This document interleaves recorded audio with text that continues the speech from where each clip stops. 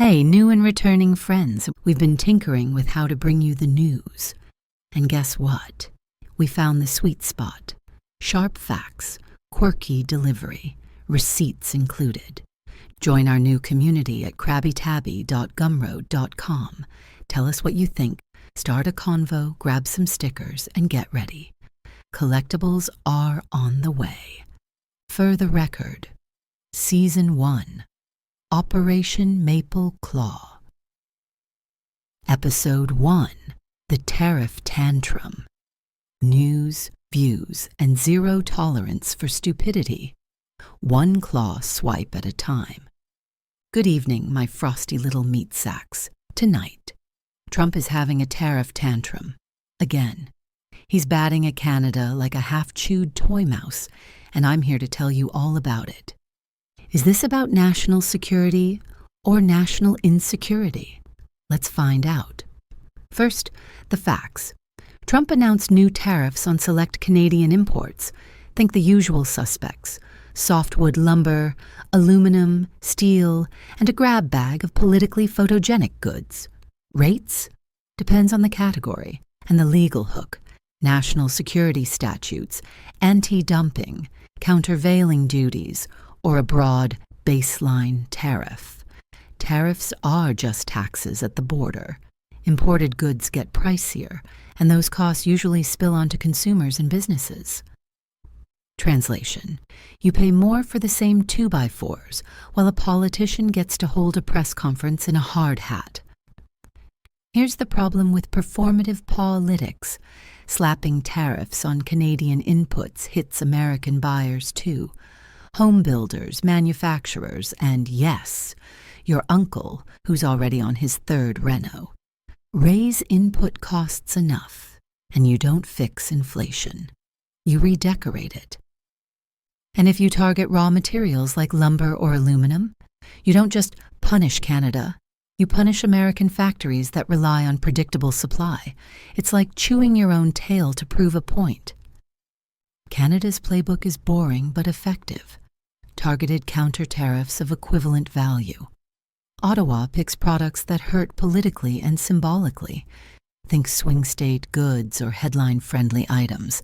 Then lets diplomacy simmer on low heat. Meanwhile, Canadians get very polite and very inventive. When the feds counter-tariff, the public counter-shops. Grassroots boycotts sprout like dandelions. People skip certain chains, pick Canadian substitutes, or delay big purchases until the tantrum blows over. So what is our Maple Mood Index showing this week? Tonight we start at warm and golden, optimistic, sweet, goes great on pancakes. But after the tariff announcement and some creative political storytelling, we're sliding to sticky situation. If we hit molasses meltdown, I start drinking tea straight from the kettle. Okay, citizen journalists, tell me where you're shifting your spending. What American products are you replacing with Canadian alternatives? And what deals have you found? Drop brand names. Be specific. And if you see price hikes tied to tariffs, send receipts. Are you ready for some rapid-fire myth-busting? 1. Tariffs are paid by foreign countries. Cat litter. Importers pay at the border. Costs usually pass to you. 2. Tariffs always save domestic jobs. Partly litter. They can protect some sectors short-term, but they raise input costs elsewhere. Net effect depends on who you are and what you buy. 3. Canada is uniquely unfair on dairy. Truth with context. Emphasis on context. Canada uses supply management. Tariffs protect domestic quota, but the U.S. protects plenty of sectors too.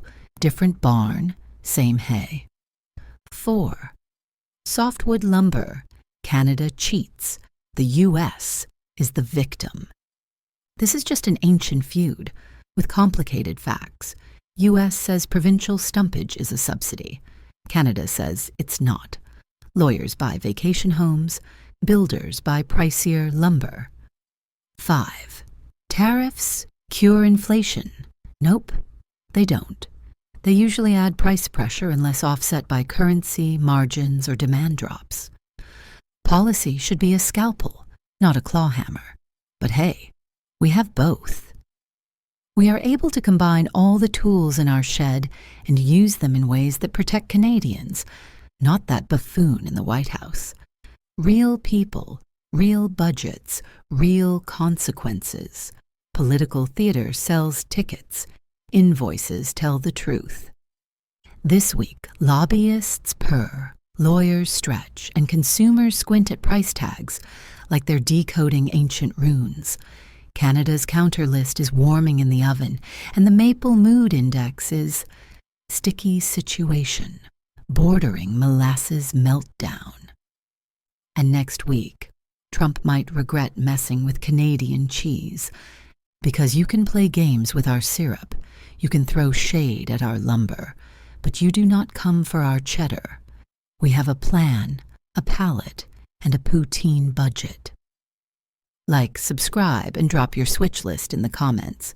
Tell me what you're boycotting, what you're buying, and what prices you're seeing.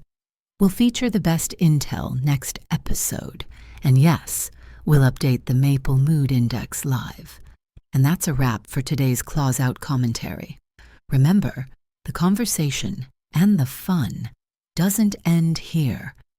Gather round the Crabby Tabby Gumroad community for more sharp takes, exclusive extras, and a bit of mischief. It's totally free.